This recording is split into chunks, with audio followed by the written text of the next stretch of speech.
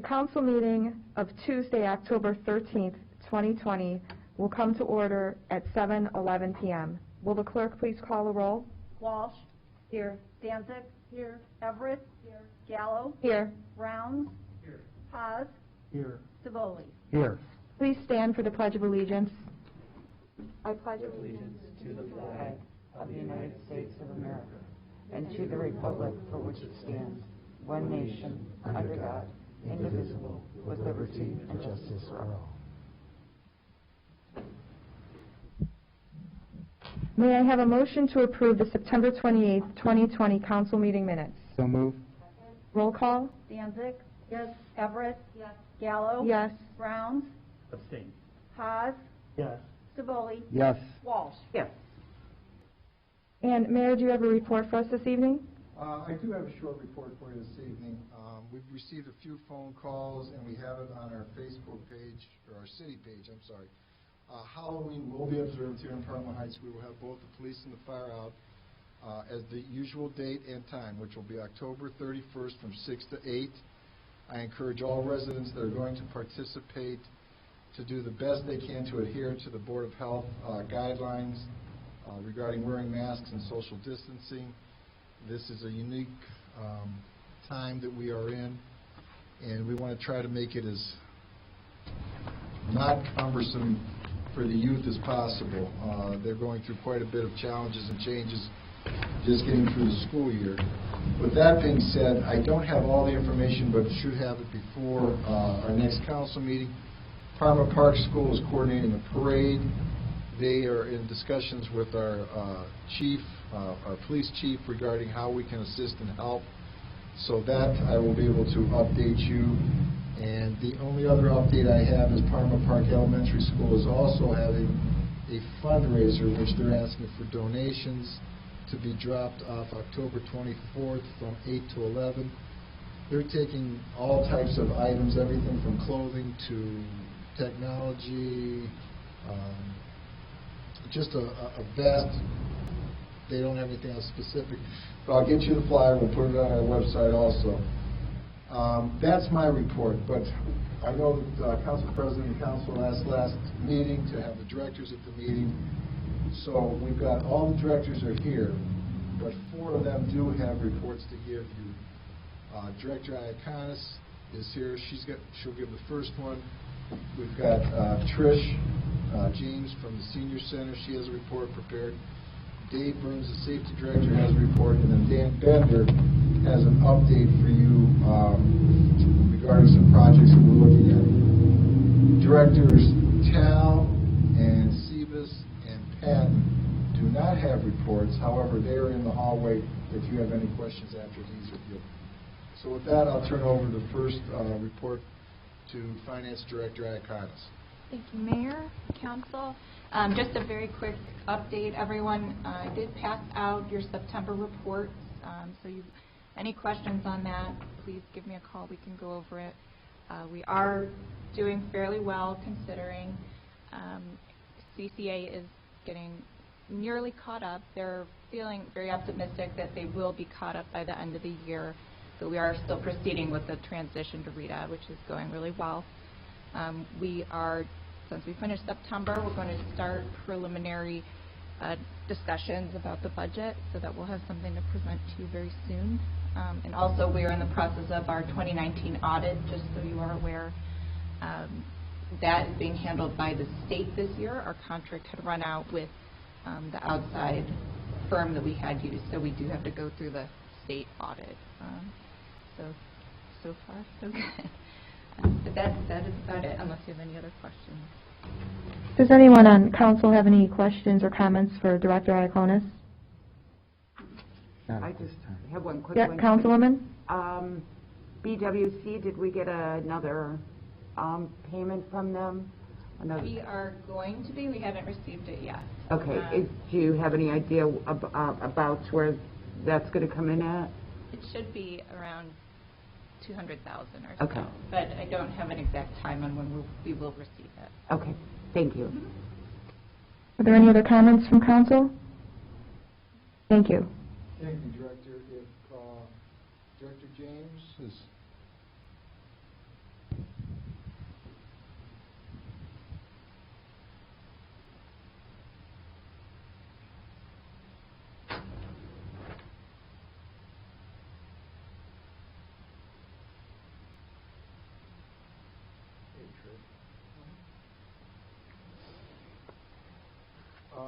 As you know, there was a couple questions last meeting, and I do appreciate Councilwoman Walsh forwarding some questions, made it much easier for us to prepare. You had a couple questions regarding the senior center. So I know Tricia's got a report ready, and if you've got any questions afterwards, we're here. Hi, everyone. I'll just start with how many meals we contracted for this year. This year we contracted for home and congregate delivered meals combined was 32,089. That was 3,927 more than the previous year.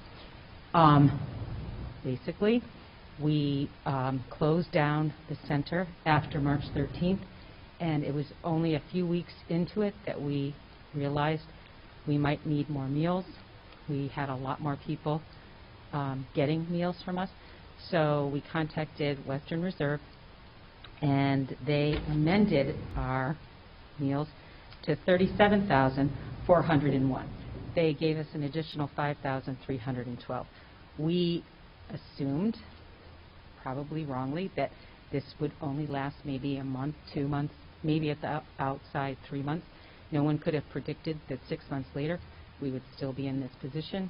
It became obvious to us probably about at least over a month ago that there was going to be a problem. So I reached out again to Western Reserve, and they said, oh, sure, we think we're going to have more. We think we're going to have more.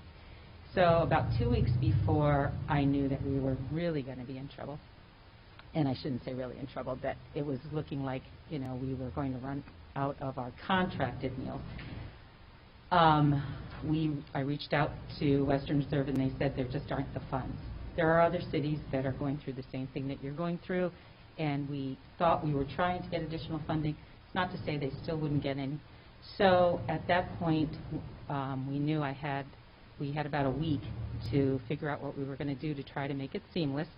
So our plan B was that I got a line on getting boxes for free. And these boxes contain enough items in it for 5 meals. So that would be good for 1 whole week for a senior, because they were things like packaged, those, I don't know if you know, like chicken creations and packaged tuna, packaged peanut butter, fruit juice, powdered milk, et cetera, et cetera. So we put it to the seniors, and I have to tell you, I don't want to keep giving you more information than you really want, but we always had a $2 please donation fee associated with our meals. It's not mandatory. If somebody can't afford it or just chooses not to pay it, that's not what we're here for. We're here for the meals. But in this case, we could get as many meals as we wanted, but the city would have to pay for the meals. So instead of asking for a donation, we said you can have these same meals, but we're asking you to pay $3 a meal. The city will make up the difference, or you can have these free meals. You can have some Western Reserve meals, and you can still have the free meals. We made different options. So just to tell you that before March 16th was pre-pandemic, we were providing 599 meals a week between the homebound and the congregate. Before September 8th, which is the last day that we actually served regular, we were delivering 1,013 meals a week. And so, which was an increase, obviously, of 414 meals. So, shortly after, I'll tell you, the first week we did this, and it was very rushed. We were getting all the information out to them. We were making calls. We were trying not to leave anyone behind. And there was some confusion, as one would expect, just in them understanding, not in not being able to get meals. But we delivered that first week 924 meals. So that wasn't really that bad. And the second, and that was 489 Western Reserve meals, traditional meals, and 435 box meals. The next week, which was the 5th through the 9th, we delivered 1,009 meals. So now we are only off 13 meals. This week, it was a 4-day week, and we've ordered and yet to be all delivered 950 meals. So that's for 4 days. And we have already, now the number could go up because we put our order in on Thursday morning, and it could go up, but so far we'll be ordering 1,049 meals, which is 30 meals more, well, a little bit more, 36 meals more than what we were doing right before this all started. So if you have any questions, that's basically where we are now. Does council have any questions or comments for the Senior Center Administrator? What do you think? Councilwoman Walsh? What do you think is the determining factor to double the week, double the amount of meals? Well, I will tell you that, I'm sorry, did you want to say something? No, is it directly related to COVID? Because don't we serve the senior population? I would think that as a meal type thing, since they're typically not working, that COVID wouldn't have financially impacted them as someone that is working? You would think that, except that you're talking about a population that at the time everybody was saying you're the most vulnerable. This is the most dangerous to you. Don't be around your grandchildren. These were all the things that they were hearing, and the news, was a little bleak. So a lot of people called that drive, or take our transportation, which we had also stopped, and it's still stopped because we can't basically do it safely yet. So they're like, Trish, I can't get out to the grocery store, or I'm scared to go to the grocery store, or I don't want my kids to come over because what if they have it and they work and so basically we adopted the attitude right from the beginning that who were we to judge someone's need based solely maybe on fear. That isn't how we've ever operated at the Senior Center. Our main concern is to make sure that we have food for people who need food. And not everybody has family. Not everybody wants to be around their family. A lot of people were alone in their homes and couldn't get to the grocery store. So that it was absolutely because of the pandemic. Okay. So the $3 that we were told that everybody has to pay $3 for a meal? That is the price of the meal, but at this time, not everybody is paying for the meals because we have never asked for anything. We have never done that. We've always made sure that people had meals for free, okay? So, but it was an option if they chose to. But not only did they say, well, we've always been paying the $2, many of them, most of them, and said, wow, it's ridiculous. We couldn't get this meal. We couldn't go to McDonald's and get this meal for $3. So they didn't have a problem. We have received so many generous donations from people, and again, unsolicited, that I want to adopt a senior, or I want to make sure a senior has a meal. And then we have gone to our neediest, our most in need. And our most vulnerable seniors are those that are economically strapped, one, have health issues, two, and also do not have in-home or outside support. And so with those people, we reached out, and a lot of those people said, Trish, I really love those box meals. That's so sweet, but I don't want that. That's good. I love this. So we know that there's a need for some people who can't afford it, who really still want it, and we've still been able to accommodate those people thanks to some, like I said, very generous donations. So we don't have seniors out there that are not being fed because they have to pay $3. Absolutely not. And that was my question to begin with. How did we get here, and are there people out there that are in need and there's no, because that's the way I read it, that we're out of food, that we have to pay for every meal that comes through. Yeah, you know what? It was a collaboration of, writing that out, and I know that it was confusing, and that's what I was talking about with some of the seniors. So we probably talked to almost all of our seniors in that week to explain to them exactly what the situation was. And there is food. We've never run out of food. We ran out of our funding, but we have alternatives and we have ideas. And so nobody has, to our knowledge, and even now, and we really pride ourselves on knowing our population and checking up on them. We do it all the time. We talk to them. We have all kinds of stuff. So we know the people, plus our drivers have told us a lot of times who our most vulnerable people are, because they see them every day and we're checking on them. So we really actually, I have to say, have had a good handle on that. Mrs. James, just to, Councilman Walsh brought up the $3. For the record, that is optional, correct? It is, but we don't really put it out there as optional. If somebody says, Trish, I can't afford that, then we say, well, we have, alternatives for you. I have some things, and some of them are this donation money. Okay, I got you. Thank you. You're welcome. Councilman Nellens and then Councilman Hess.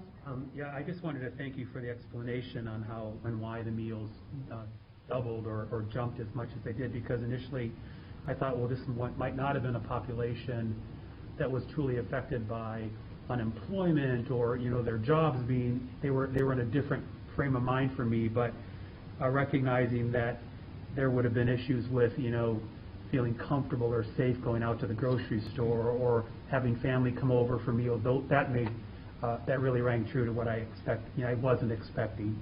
But I was going to ask, could we maybe put in the minutes as well, how do we reach out with these donations that myself or any other residents might be interested in? Oh, that's really great. You can drop off the donation here at City Hall.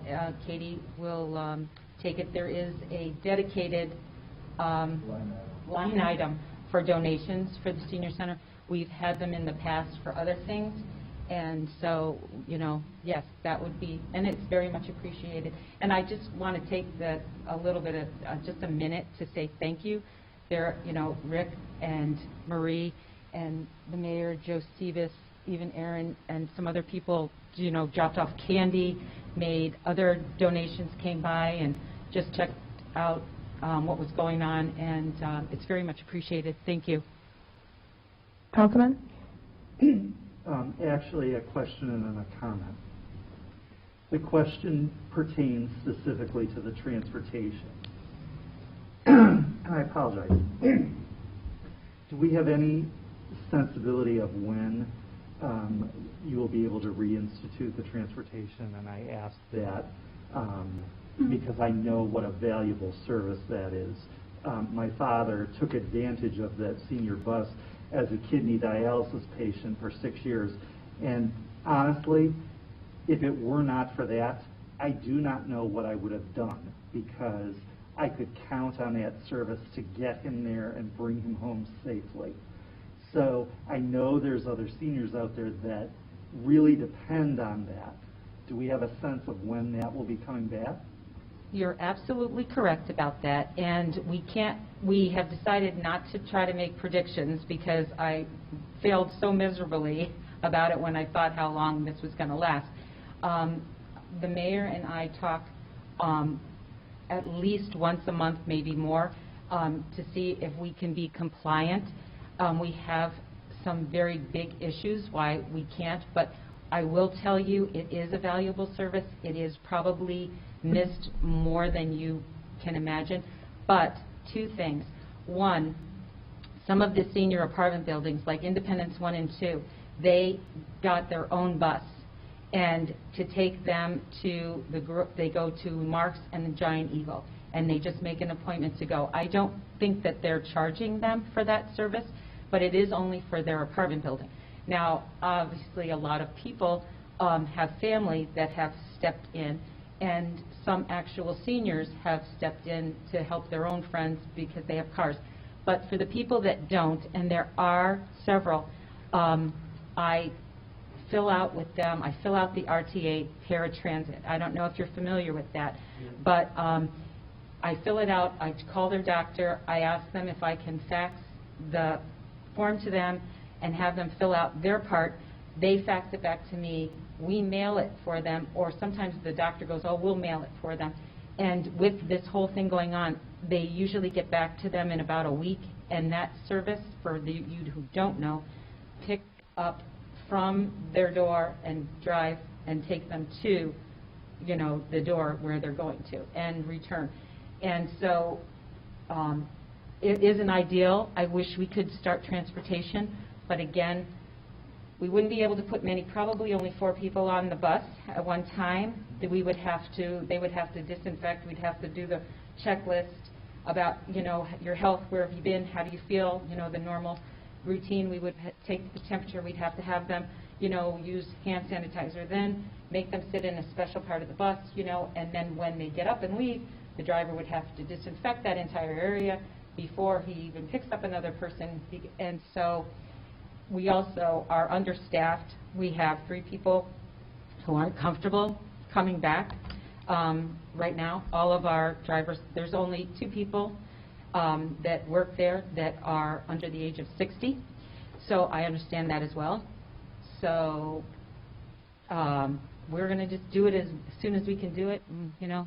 But that's all I can tell you. I'm sorry. I wish I could tell you more. Madam President, could I just Yes. a few things up what Director James said is the senior center is closed now on a month-to-month basis. Director James and I will meet, and we meet at least the directors' meetings are every other week to determine when to open it up. So it's on a month-to-month basis. I cannot say enough things about the people that work at the senior center, and Trish just hit on one of the issues that we have is we did not even know if we'd have enough drivers just to deliver the meals. They have stepped up. They're in that age group where they're very, very concerned, and their concerns are relayed to us by they're comfortable with doing the meals, but if it would be transporting people either to the senior center or to the doctors or to shopping, that elevates their concerns. So we are so fortunate to have the individuals that have stepped up, not only as drivers, but those that work over in the kitchen also. Trish and Mike do an outstanding job there. But the determination of it being closed will be done on a month-to-month basis.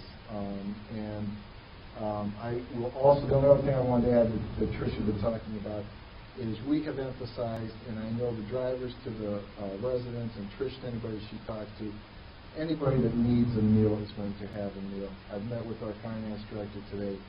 There's money that's never going to be an issue as we finish out this year. When it comes time for grants and so forth, that's something that we'll discuss a little further and tweak where necessary.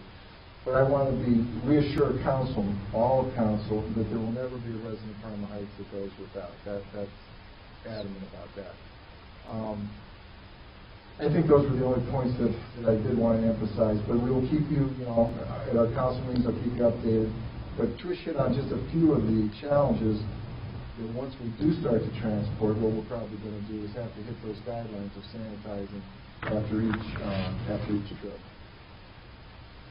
Councilman? Last thing, and I don't mean to take too much time this evening.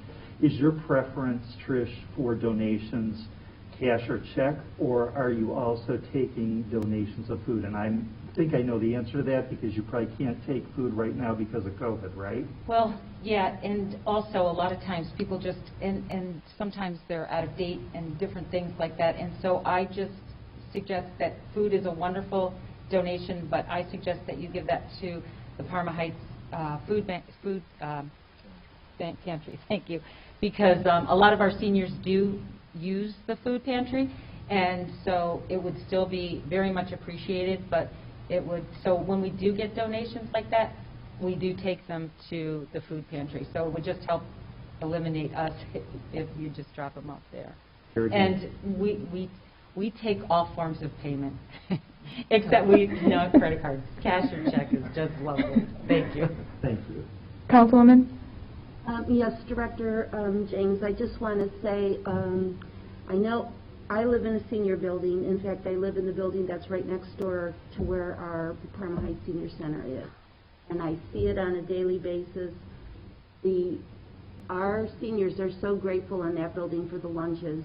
And we have many of our own residents that volunteer their time to bring it in and bring it up to all the residents at their apartments. And also I wanted to mention about when you get food from the food bank and the distribution, because we've used our building also as a drop-off place for produce and dairy products that the seniors are. Yeah, we have been... Awesome job you're doing. Thank you. We have been doing that since April. We have, drop off for 400 seniors every month, 25 to 30 pounds of fresh produce, dairy, and now there'll be meat. We also did the senior market. There was a lot of cities that weren't doing it because of the pandemic, so we did it for Parma Heights, Independence, Parma, Middleburg Heights, Berea, North Royalton, and Seven Hills, like 7 different cities. And we did distributed 17,500 coupons for $50 of fresh produce each. And we've also hooked up with the school system, who's giving frozen food boxes out for the kids, and a lot of families aren't taking advantage of it. It's 5 frozen lunches and 5 frozen breakfasts, and juice and chocolate and white milk, and we hand those out too. So we are trying to, supplement as much as we can, but thank you. And I'll just say, I work for another municipality, and I'm in tune with what's going on, especially during the last several months. And it's not only been a trying time for those people in that age category, but also for the staff of the cities that are dealing with this. So I truly appreciate the work that you guys have done, because there has been a lot of scrambling, and it's very stressful to make sure you're still providing the level of service that you have been, despite all of the, the CDC recommendations and the shutdowns that we've been experiencing. So thank you for that. Thanks. You're welcome. Does anyone have any other comments? Okay. Thank you. We do have a report from our safety director, Dave Burns. He's on his way in. The last report will be from Dan Bender, Euthenix, our engineer, wants to update you regarding the Manafort project. Hey, Dave. Hello? Do I begin? Yes. Did you have a report, Mr. Burns? Yes. Or, okay. Yes. Yep, you can go ahead. Thank you. Thank You're you, welcome. Council President and members of council. I wanted to give you some idea of what we've been doing since during the year so far, and how we're working out with the little reduced staffing issue at the fire department. In September, give you an example. This has been kind of a typical month. The police department reported they had about 1,400 calls for service. They've issued about 360 tickets. There was 91 incident reports made. There were 35 automobile accidents here in Parma Heights. We issued 27 parking tickets. Animal control, they had about 47 calls in the month of September. And public record requests, we had about 67 of them for the month, which is kind of heavy. We towed 45 vehicles, and unfortunately we had 5 cases of domestic violence, which ironically is down what we had earlier during the pandemic. Fire department averages about 6 calls a day. When you calculate the amount of contact we have with people in Parma Heights, if you multiply the incidents in the police department by the fire contact, you realize we're in contact with about 1,800 people a month, and only this last month was the first time I'd received a complaint from anybody about an incident with a city employee, and the complaint was actually baseless. So we are performing good service.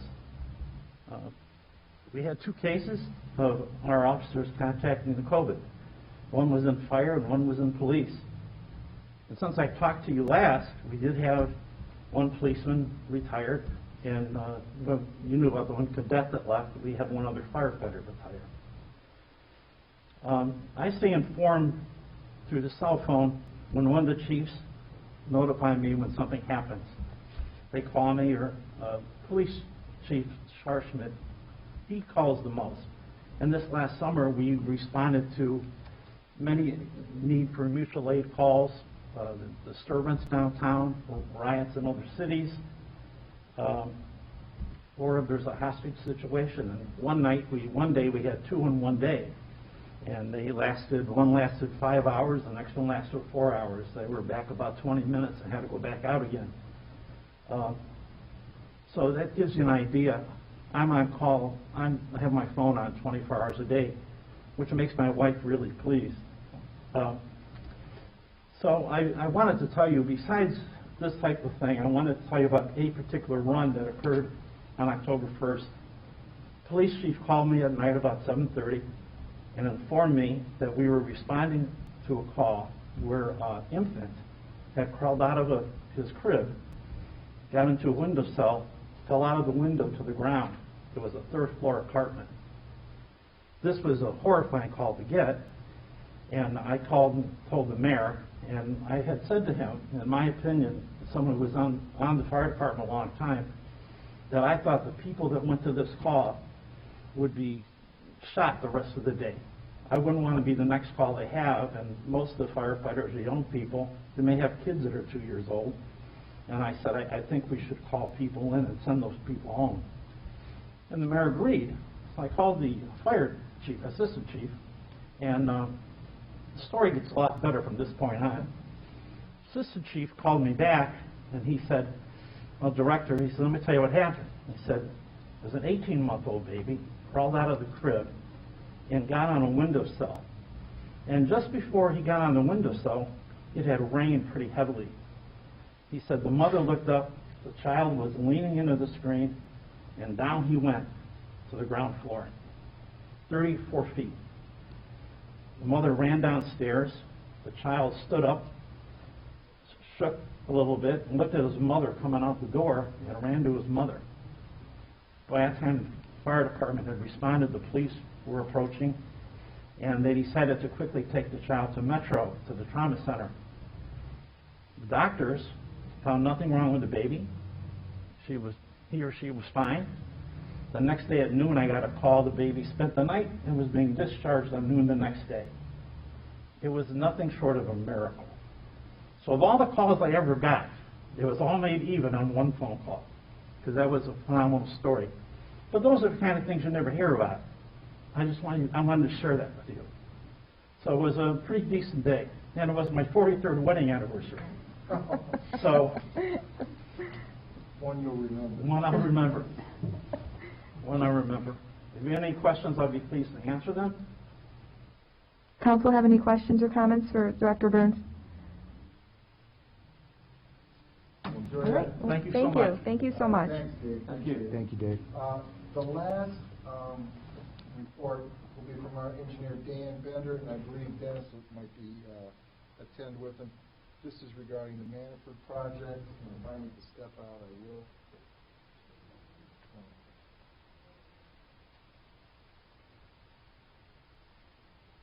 Dan, council. Hello, Dan. Good to see you again. Kind of. Yeah. Kind of, sort of. So Dan, you're going to update him regarding the bid opening on Manafort, the project on Manafort? Okay.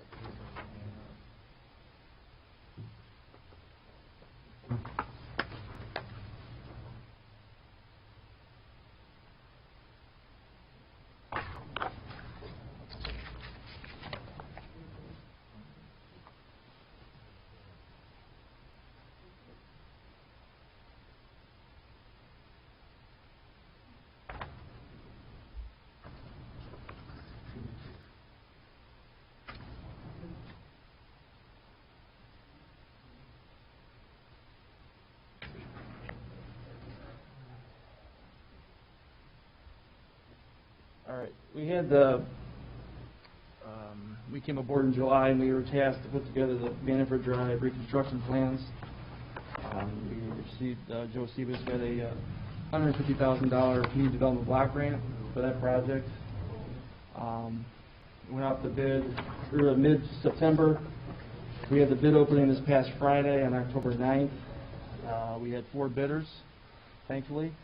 And 4 bidders were Construction King, C.A. Gresta, Set in Stone, and Fabrizi. Construction King, his bid was $108,170, which came in $39,830 less than our engineer's estimate, which was $148,000. Based on the fact that they are the low bidder and knowing the type of work that they do, and we're confident they'll do a good job, we recommend them make the recommendation that we award the contract to Construction King. Now, that being said, I have some exhibits for you. The grant that we received was $450,000. So we want to try to use all of that money. We don't want to leave anything on the table, obviously. So what we did was I spoke to the mayor and the service Dennis Patton after the bid opening, and we kind of talked about it, and we decided to do was put together some alternatives. And what I have before you is Alternative 1 and Alternative 2. Alternative 1, we had 2 alternatives. One alternative would be to try to stay within the 150. That would be Alternative 2. Alternative 1 would be to try to reconstruct. So let me maybe backtrack a little bit. If you're looking at the plans, our project starts from going left to right. We start at just a little bit left of Ellsworth Drive, and then we continue to the right, and we stop just shy of Newkirk. Doesn't seem like very much, $150,000. It's a lot of money, but it doesn't, unfortunately, in construction, it doesn't get you very far. So, like I said, we put together 2 alternatives. Alternative 1 would be to reconstruct the whole intersection, put in new ADA curb ramps. That alternative came in at about $177,000. That alternative would require the city to come up with some additional monies.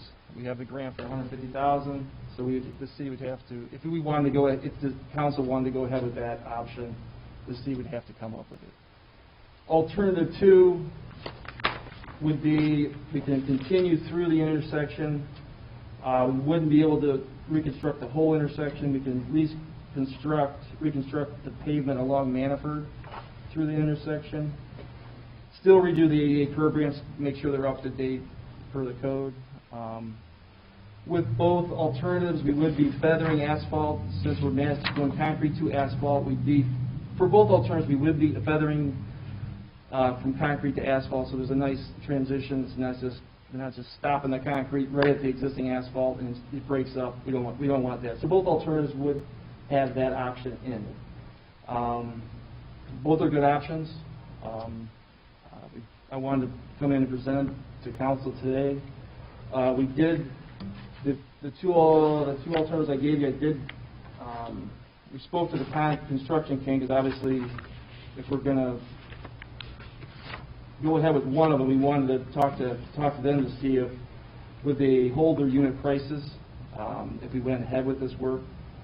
They indicated that they'd be fine holding the unit prices that they put in the bid. The only difference would be that they would want to up the lump sum items based on the percent increase depending on which alternative, which makes sense. So they were fine with the numbers that you see in front of you. And so we come today to see which option sounds best for council. I understand, and obviously, I'm asking, one option is asking for more money, one option is we're staying within the $150,000. Does anyone on council have any comments? Good with spending more. Yeah. To make sure it's done right. Council have any objection to one in the amount of $176,727? About, would you say, Dan, about 26,000 over, 27,000? Yeah, around 27,000 over. I'll defer to the mayor and to Service Director Patton. Do you have any concerns with this? No, Council President. My opinion, after looking at it, is I think adding the 27,000 to it and doing that other intersection, makes the best sense. Just Councilman? one question.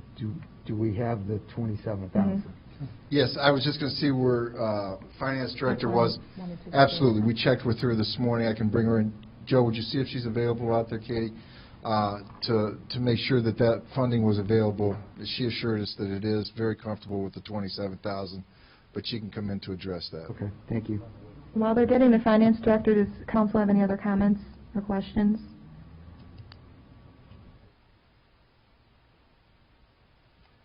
And the only other item would be on the last piece over here from Katie is, I would ask council if they could release the bid bonds for the other bidders. Yes, so we'll make, Director Picorni will make a motion to accept the bid from Construction King. And what amount, though? I want to make sure I have the right amount. The initial amount? Is it what, the 108? The 108, Okay. 170. Okay, and then a motion to return the bid bonds, correct? That is correct, yes. Director? Yes. Council wants to make sure we have the funding to support the alternate one in the amount of $176,727. It's about $27,000 over. We do, yes. We Okay. have enough budget to cover it. Council, does council have any other questions for the Finance Director? Councilwoman?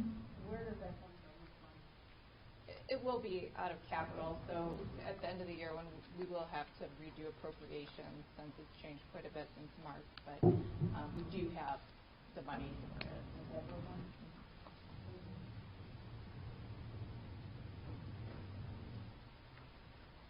Okay.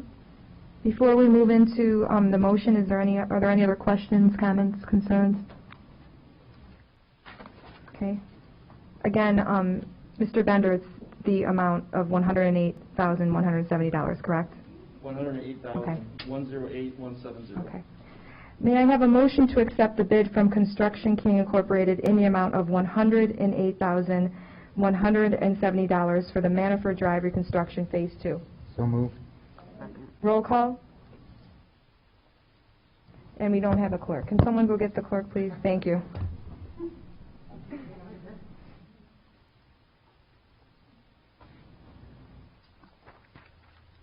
Everett? Yes.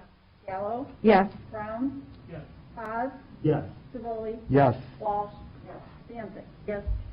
And may I have a motion to return the bid bonds to C.A. Agresta Construction, Set in Stone, and Fabrizi Trucking and Paving? So moved.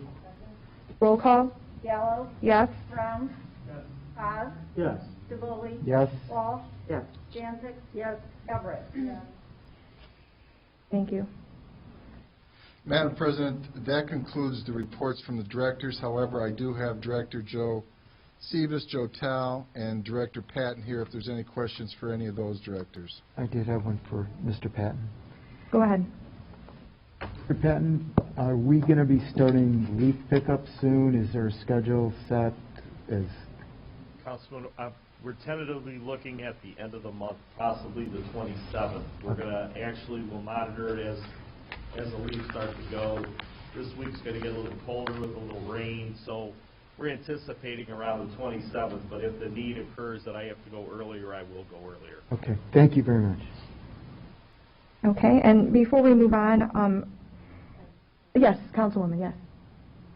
Yard waste. I had a question on when does that end? Is that in October, November? When are they picking up yard waste? It's usually the end of October. Okay, thank you. Are there any other questions or comments for the directors? Yes. Yeah. Is there another director? I have a question about the basin. I don't know who's going to address it. Like an update on that? All of them. Yeah, hopefully one of us can give you an answer. Yeah, Councilwoman, go ahead, yes. Just where are we with that basin? There was a request from the National Park Service just recently for additional information. Director Picorni took care of that, forwarded it to them. We got the information from our consultant, CT Consulting. They forwarded it. We have not heard anything in response. We are waiting to hear back from the National Park Service. And one more? Yes, of course. The moratorium. The last meeting, you were meeting with the attorneys the next day. What's the update on the moratorium? The update is the Planning Commission will meet tomorrow evening, and recommendations from the consultant, drafts from the consultant will be presented to the Planning Commission. Thank you. I just had a quick question. Is there any public session, not public session, but can you come to that planning commission like as a council member, or no, we're just... Well, yeah, you have Representative Stavoli that sits on it, but we limit it just like we do here, to okay. the 10, yeah. To Is it going to be on, yeah? Yes, yeah. Thank you. Any other comments? And before we move on, during the Mayor's Caucus, we discussed the acquisition of permanent parcel numbers 471030009 and 471030053 from the Cuyahoga County Land Utilization Corporation, which is located at the corner of Queens and Snow Road. Thank you. Thank you, Director. So I would like to make a motion to forward to the Planning Commission the acquisition of permanent parcel numbers 471030009 and 471030053. So moved. Roll call. Rounds. Yes. Haas. Yes. Stivoli. Yes. Walsh. Yes. Danzig. Yes. Everett. Yes. Gallo. Yes. Thank you. Madam President, may? Yes, Councilman. Privilege. Yes. Just really quickly before we finish tonight, after wrapping up my first evening on council, I wanted to just thank the members of council for their appointment and giving me the opportunity to serve the residents of Ward 3. And also, another point of personal privilege, just publicly thanking former Councilwoman Joanne Cook for her service to the city and wishing her well. Thank you, Councilman. And we look forward to working with you. I would now like to close the council meeting and open the public hearing on pocket parks. Director Sebas, would you like to present? Yes, Madam President.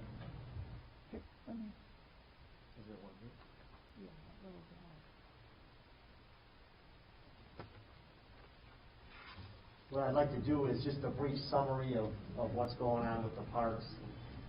Basically, the establishment of additional pocket parks was recommended in the Parma Heights updated master plan to look for different sites and properties. And so the mayor had asked me to look around and see if we could find properties. He's very strict on trying to follow this plan as best we can.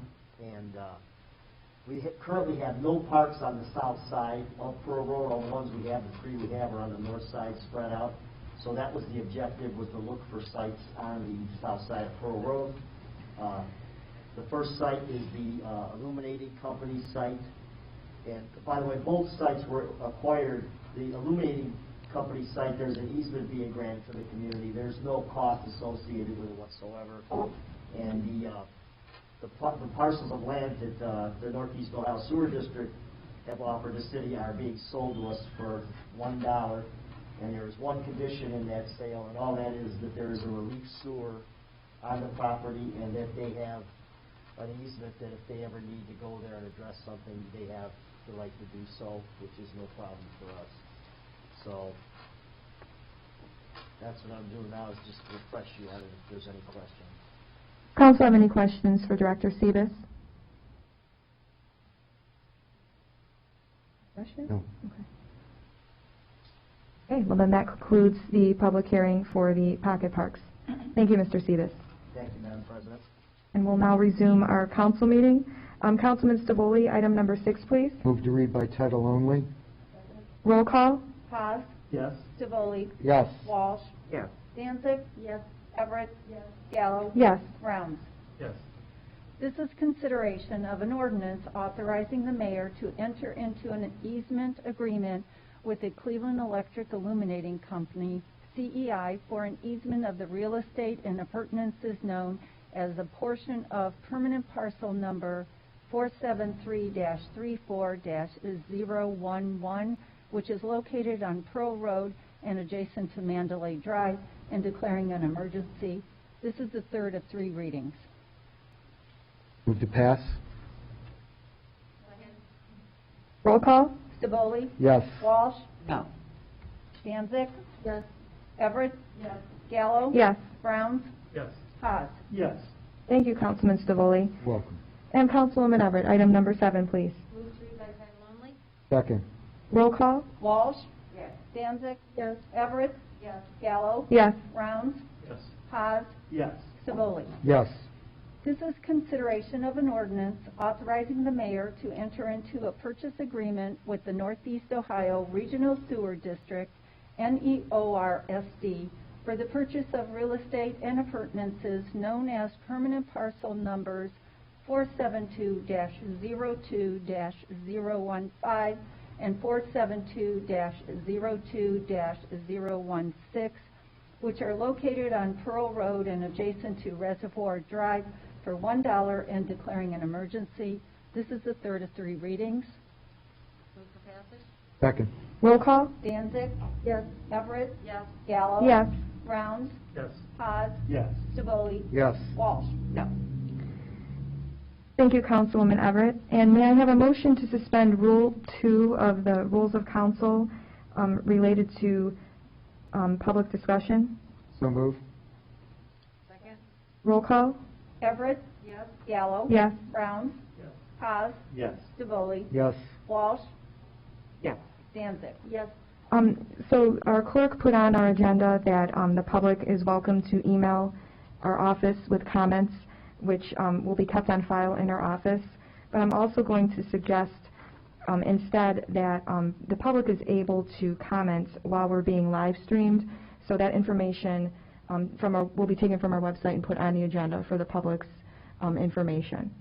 So the next agenda, the public will have the opportunity, which they've had for some time, to comment while the council meeting is in session. So, and with that being said, there's nothing further? Move to adjourn? Roll call? Gallo? Yes? Browns? Yes. Haas? Yes. Staboli? Yes. Walsh? Yes. Danzig? Yes. Everett? Tuesday, October 13th, 2020 is adjourned at 8:03 p.m.